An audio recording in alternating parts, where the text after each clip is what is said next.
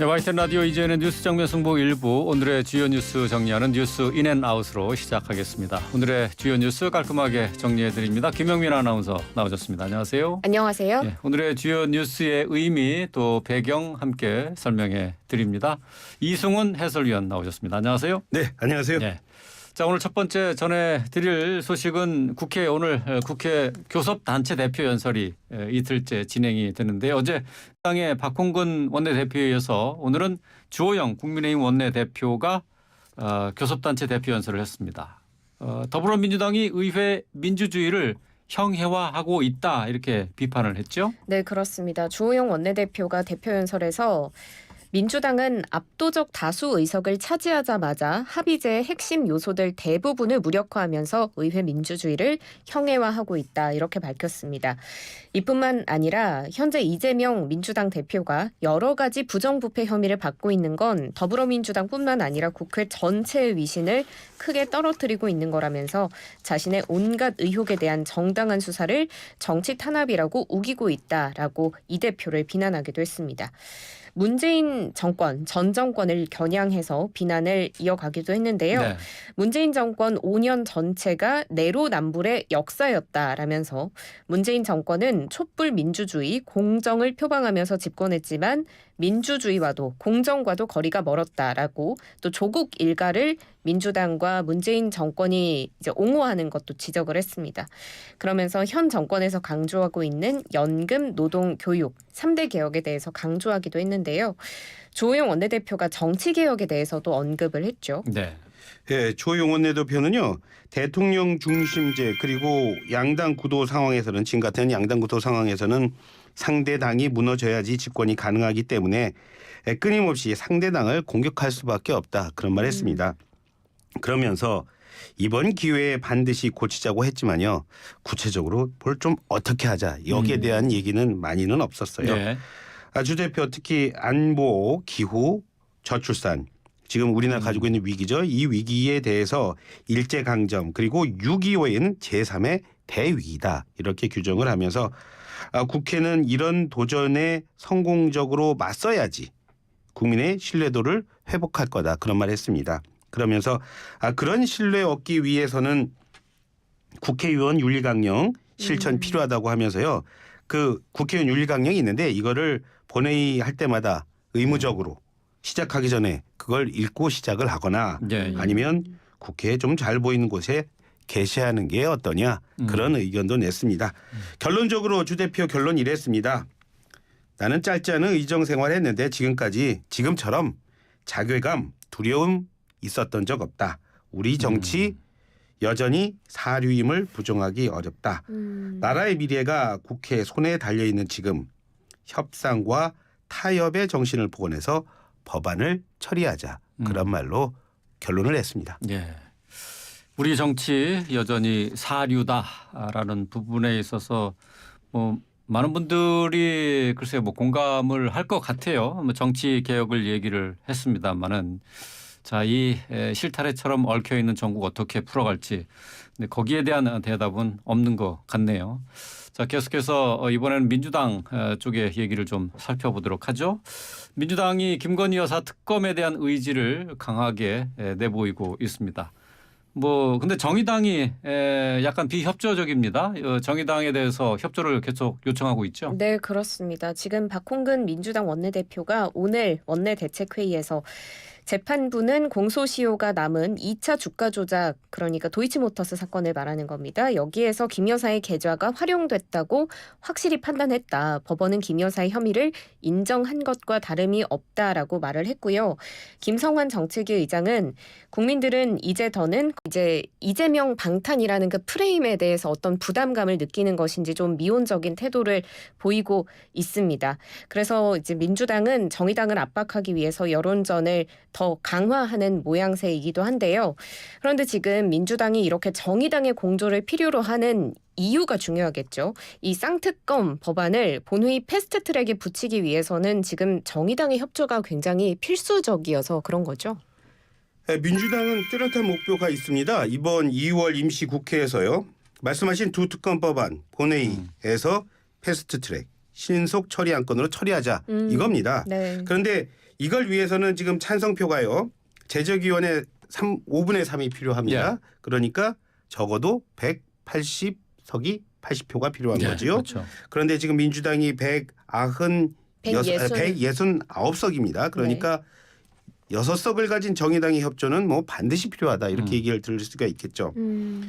패스트트랙 표결을 위한 본회의 오는 한 24일로 예상이 되고 있는데요. 그래서 그때까지 민주당 지도부가 말씀하신 대로 정의당을 향한 고강도 설득전을 당분간 하겠다 뭐 이런 겁니다. 그래서 뭐 여의도 주변에서는 곧 두 당 원내 지도부가 만나서 또 담판할 거다 이런 말도 나오고 있는 거였고요. 자, 특검을 두고 민주당과 정의당의 가진 의견 차이는 이렇습니다. 정리하면 이렇습니다. 먼저 대장동 특검에서 민주당은요. 특검에 대한 수사 부산저축은행 그 사건부터 시작하자 이런 거고요. 정의당은 아니다. 이 특검에 대한 수사는 50억 클럽에 국한해서 하자 이런 겁니다. 거기서 차이가 있고요. 또 김건희 여사 특검에 대해서는 민주당은 바로 특검에서 김건희 여사 문제 처리하자 뭐 이런 거고요. 여기에 대해서 정의당은 지금 현재 주가 의혹 사건 검찰이 수사하고 있으니까 검찰 수사하는 거 보고 만약 그때 뭐 김건희 여사 뭐 소환 안 하고 뭐 수사 부실하면 그때 가서 특검에도 늦지 않는다. 이런 차이를 가지고 있는 거죠. 네. 그렇기 때문에 또 그 정의당 이런 의견에 대해서 민주당 내에서도요. 지금 당론으로 뭐 특검하자 이렇게 결정하는 거를 거기에 대해서 뭐 약간 갸웃갸웃하는 뭐 이런 의원들은 조금 상대적으로 조용히 하고 있는 거고요. 이른바 친이명계라는 의원들 정의당 지금 뭐 하는 거냐 이러면서 목소리를 내면서 마치 당과 당의 갈등처럼 그렇게 비춰지고 있는 겁니다. 네. 네. 지금 정의당이 김건희 여사 특검에 대해서 반대하는 입장은 아닌 거죠. 그렇습니다. 네. 일단은 검찰에서 김건희 여사를 소환해서 조사를 하고 그 조사 내용에 따라서 뭐 특검을 갈지 말지를 뭐 결정하자 하는 건데 검찰이 일단 조사를 하고 있으니까 그 조사에 한번 맡겨보자라는 게 예, 그렇죠. 예. 네, 지금 김건희 여사가 연루됐다는 의혹을 받고 있는 이 도이치모터스 주가 조작 사건에 대해서 조금 더 짚어보면 1심 판결문이 공개가 됐고요. 아주 간단하게 설명을 해드리면 법원은 김건희 여사 계좌 4개 중에 3개가 주가 조작에 동원이 된 걸로 봤고 이 계좌 거래 중에 48건을 유죄로 봤습니다. 네. 그리고 판결문에 김 여사의 이름이 37번 등장한 것으로 알려진 바가 있는데요. 여기에 대해서 오늘 대통령실이 입장을 밝혔습니다. 더불어민주당이 판결문 내용을 자기 자의적으로 해석해서 정치 공세용 가짜 뉴스를 퍼뜨리고 있어 사실관계를 바로잡습니다라는 제목의 대변인실 명의의 언론 공지를 오늘 냈는데요.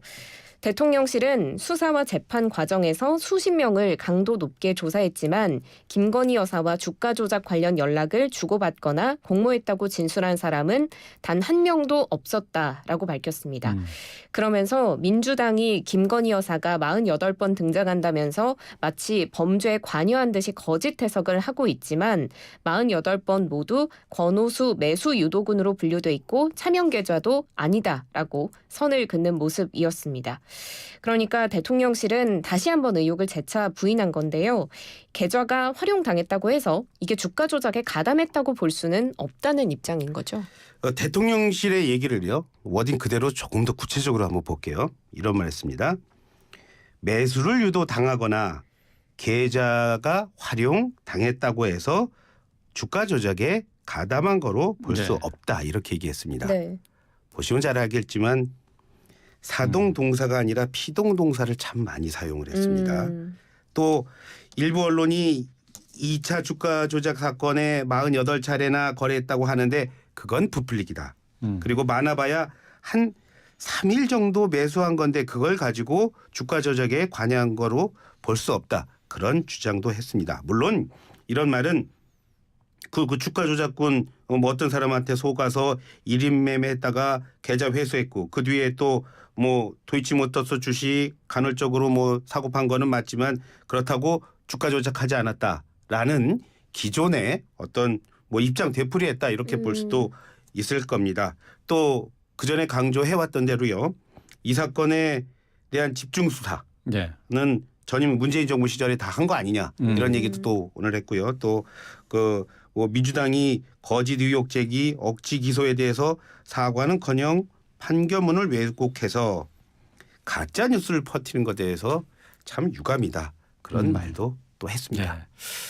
뭐 대통령실에서는 455번이나 거래했던 전주도 무죄를 선고를 했는데 뭐 저 김건희 여사 같은 경우는 뭐 결국은 주가 조작 기간이라고 제2차 주가 조작 기간이라고 돼 있는 판결문에 이 기간 동안에 3일간 매수한 것이니 뭐 의혹이 있을 수가 없다 이런 입장인 거죠. 자 앞으로 이제 더불어민주당 측에서 어떤 또 증거를 갖고 얘기를 할지 또 내용들 좀 더 살펴보도록 증거는 해봐야 될 것 같습니다. 검찰이 내야 되겠죠. 예, 물론 네, 뭐 그렇죠. 당연히. 이제 검찰에서 재판 과정에서 나오는 증거들을 가지고 이제 민주당에서도 주장하는 거죠. 그렇죠. 예. 자, 계속해서 이번에는 검찰 관련 소식입니다. 김만배에 대한 구속영장이 다시 청구가 됐네요. 네, 그렇습니다. 검찰이 오늘 화천대유 대주주 김만배 씨에 대해서 범죄수익은닉규제법 위반 혐의를 적용해서 구속영장 청구했습니다. 이 범죄수익은닉규제법 혐의 자세히 살펴보면 김 씨가 2021년 10월부터 지난해 11월까지 대장동 개발 사업과 관련한 범죄수익 340억 원을 수표로 찾아서 차명 오피스텔과 대여 금고에 은닉했다는 혐의입니다. 지난해 12월 법원의 추징 보전 명령 뒤에 집행에 대비해서 동창인 박모 씨에게 142억 원 상당의 수표 실물을 숨기게 한 증거 은닉 교사 혐의도 함께 받고 있는데요. 또 한 가지 더는 지금 증거 인멸 교사 혐의도 받고 있는데 이거는 김 씨가 2021년 9월에 인테리어 업자 김모 씨 등에게 이 대장동 사건의 증거가 저장된 자신의 휴대전화를 불태우게 한 혐의입니다. 네. 검찰은 이뿐만 아니라 지금 영장에는 340억 원을 적시했지만 이 외에도 김 씨가 불법 수익금을 성과금 명목으로 둔갑시켜서 임직원들을 통해서 약 70억 원 가량 더 빼돌린 걸로 의심하고 있습니다. 검찰은 이렇게 김만배 씨가 은닉한 범죄 수익이 50억 클럽 관련자들에게 흘러 들어갔을 가능성도 열어두고 있는데요. 이렇게 되면 50억 클럽 수사도 좀 더 속도를 낼 걸로 보이네요. 그게 무슨 말이냐면요. 이제 그 검찰이 지금 가장 그 신경 쓰고서 수사하는 게 바로 50억 클럽 관련자에게 이 돈이 들어가느냐 들어가지 않느냐를 수사하는 거 추적하고 있는 건데요. 네. 이런 상황에서 지금 김 씨에 대해서 김만배 씨에 대해서 구속영장이 청구가 됐으니까 이제 또 아주 쉽게 또 수사하는 게 또 가능해지지 않았습니까? 네. 불구속 사안에 비해서는 만약 그래서 발부가 되면은 역시 그렇기 때문에 50억 클럽에 대한 수사 역시도 빠르게 속도가 날 거다 그 얘기를 하는 겁니다. 물론 그 검찰로서는요 지금 50억 클럽에 거론된 인물 첫 번째 인물이었죠 곽상도 전 의원에 대해서 뇌물 혐의에 대해서 무죄가 나왔기 때문에 또 그렇기 때문에 또 검찰 수사 너무 부실하게 한 거 아니냐 뭐 이런 많은 비난 받고 있지 않습니까? 네. 그래서 부담이 큰 것도 뭐 사실입니다.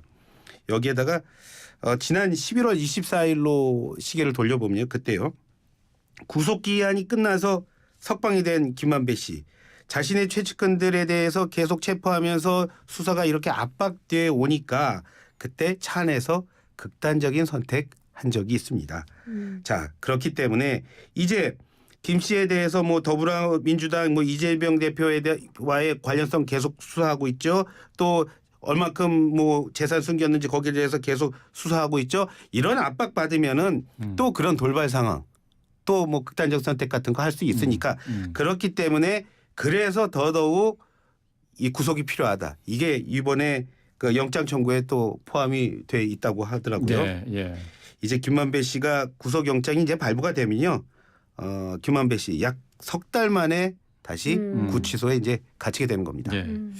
뭐 말씀하신 것처럼 김만배 씨 같은 경우 지난해 말이었죠. 자해 소동으로 한동안 병원 치료를 받았었는데 이것 때문에 검찰에서는 바로 구속영장을 신청하지 않겠느냐, 청구하지 않겠느냐 이렇게 예상을 했었는데 오늘 청구를 하게 됐습니다. 뭐 여러 가지 뭐 혐의는 이제 두 가지로 해서 증거인멸 교사 혐의였는데 이게 구속영장이 받아들여질지 좀 지켜볼 사안이 되겠습니다. 계속해서 이번에는 튀르키예 강진과 관련된 소식 살펴보도록 하죠. 자, 튀르키예와 시리아의 강진 소식과 관련해서 유엔과 시리아가 국제사회 제재를 받고 있는 시리아 반군 장악 지역에 구호품을 전달할 통로 두 곳을 추가로 열기로 합의를 했다고요? 네, 그렇습니다. 유엔 그리고 시리아가 이번 강진의 최대 피해 지역 중에 하나죠. 시리아의 서북부 반군 지역으로 구호품을 전달할 통로 두 곳을 추가로 열기로 했습니다. 현지 시간 13일 외신에 따르면 유엔이 바샤르 알 아사드 시리아 대통령과 이 구호 물자를 전달할 국경 통로 두 곳을 추가로 3개월간 여는데 합의했는데요. 이렇게 되면서 추가로 된 국경 통로는 바브 알 살림 그리고 알라이 지역에 열리게 됩니다. 시리아 서북부 지역은 아시다시피 반군 점령 지역이었기 때문에 국제사회의 지원을 받지 못해서 지진으로 인한 피해가 훨씬 더 컸는데요. 이번 합의로 이제 이 지역에 구호 물자가 좀 더 빨리 전달이 될 수 있을 걸로 기대해 볼 수 있을까요? 기대도 되고 또 그래야 하겠죠. 이제 네. 어제도 잠깐 말씀드렸지만 그 튀르키예와 달리 시리아 알사이드 정권의 알 아사드 정권에 대한 그 국제사회 제재 때문에요. 사실 직접 원조가 사실상 네. 현재까지 좀 불가능한 상황이었습니다. 유엔 안전보장 이사회가 시리아에 대한 제재를 결의한 게 지난 2014년입니다. 네. 한참 됐습니다. 한참 됐기 때문에 그만큼 더 어렵다는 얘기가 되겠죠. 그래서 그 이후에 그래도 인도적인 차원에서 단 한 곳만 열어뒀습니다. 그곳이 바로 튀르키예 시리아를 육로로 연결하는 바브 알화와 한 곳이었습니다. 네. 그런데 그것을 통해서 현재까지 물자가 수송이 되고 있었는데 지금 김영민 아나운서가 설명하신 대로 이제 더 두 곳을 추가로 열겠다 이런 얘기입니다. 그래서 네. 기대도 되고요. 그런데 다만 걸리는 게 있습니다. 그동안 시리아 그런 얘기 안 해봤겠습니까? 계속 열어야 한다. 인도적 차에서 물건 들어야 된다. 이런 요구 계속했습니다. 여기에 대해서 시리아 정부는 뭐라고 그랬냐면 아니다. 다마스쿠스 그러니까 시리아 수도입니다. 수도 통해서 원조해달라 이런 요구를 계속 해왔어요. 이런 과거의 어떤 모습으로 비춰봤을 때 과연 이게 속도가 날지 이런 걱정을 좀 하는 거죠. 물론 그동안 시리아를 가장 달갑게 보지 않은 나라 바로 미국이죠.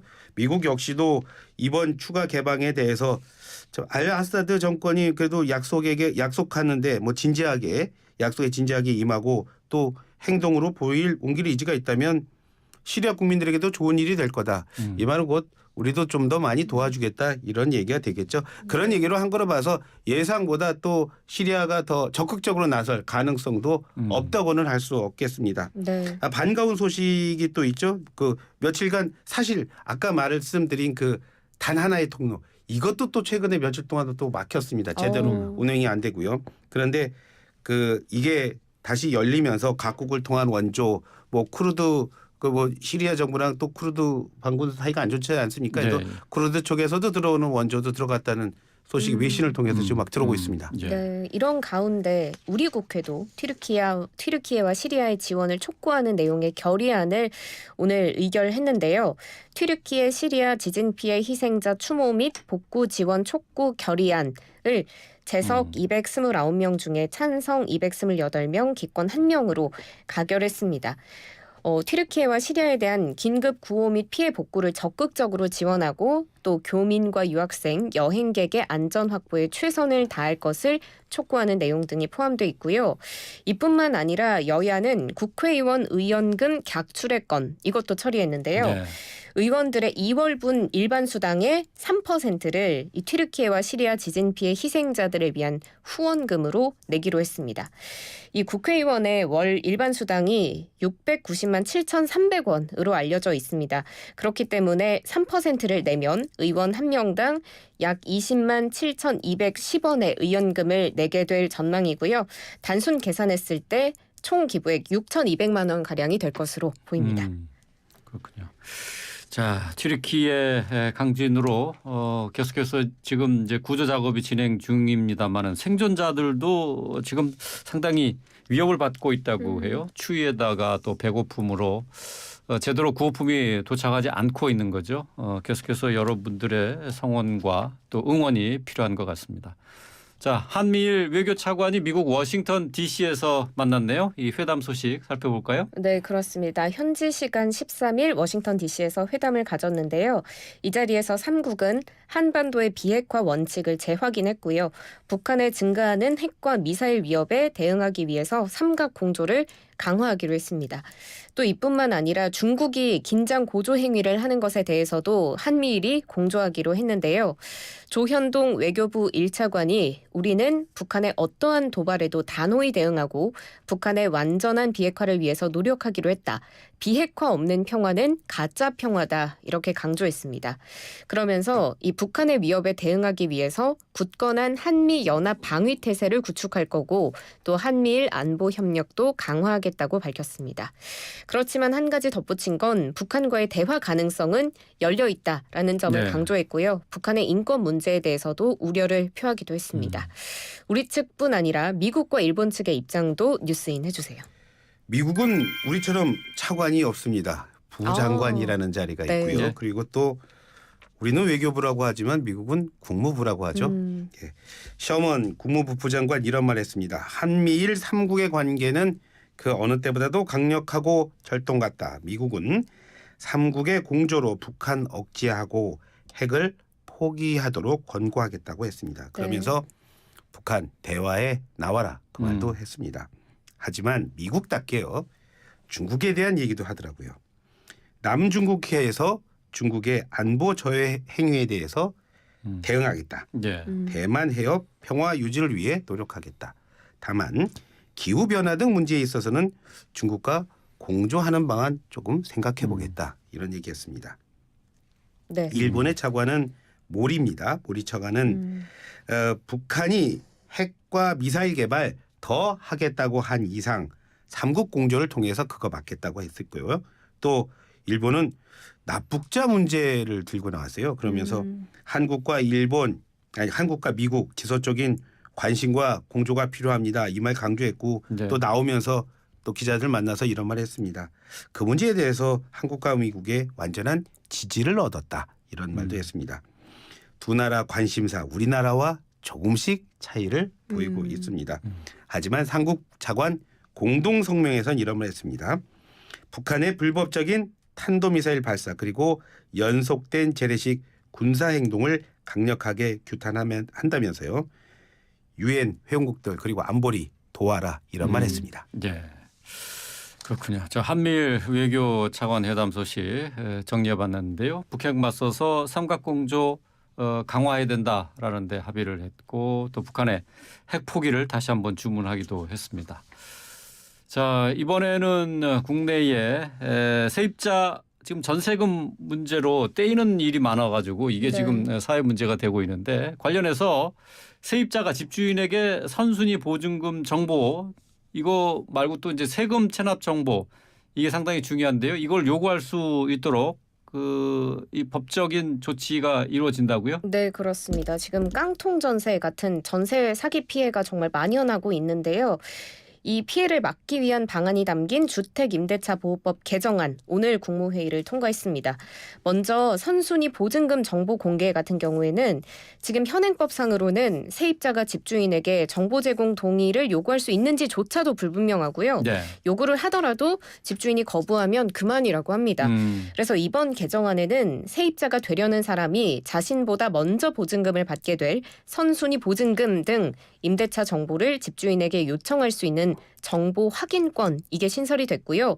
집주인은 의무적으로 정보 제공에 동의하도록 했습니다.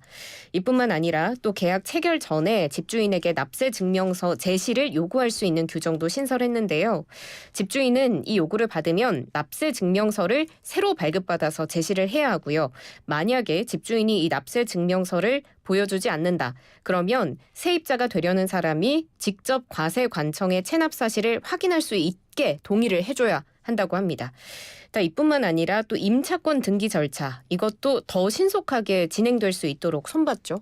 네, 개정안을 보니까 임차권 등기 절차 신속화하는 방안이 담겨 있습니다.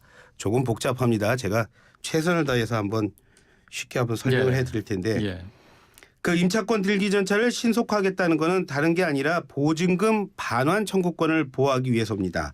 자, 이 보증금 반환 청구권 여기서 보증금 우리가 보통 하는 뭐 1,000에 50 할 때 그 1,000만 원뿐만 아니라요. 전세금 있죠. 뭐 네. 2억 3억 하는 전세금을 포함해서 보증금이라고 합니다. 이 보증금에 대한 반환 청구권 그러니까 주인이 그 보증금을 주지 않을 때 그 돈 주세요 할 수 있는 권한. 네. 권한을 보호하기 위해서 하는 거죠. 그런데 이 만약에 주인이 돈을 안 줄 때요. 나는 돈을 얼마를 받을 돈인데 그걸 못 받고 있어요. 라는 이런 상황에서 등기를 하게 되면요. 내가 임차권이 있다는 거를 등기를 하게 되면 거기에서 그 돈을 쉽게 받을 수 있는 권한이 생기게 됩니다. 여러 가지가 있지만 대표적인 게 그 권한을 등기하게 되면 사실 이 등기는 촉탁을 통해서 하게 되니까 그러니까 본인이 하는 게 아니라 누가 대신해 주는 건데요. 예. 그러니까 정부 기관에서요. 예, 예. 법원에서. 자, 그런데 이럴 때 대표적인 게 내가 경매를 할 수 있는 그런 권한까지도 생기게 됩니다.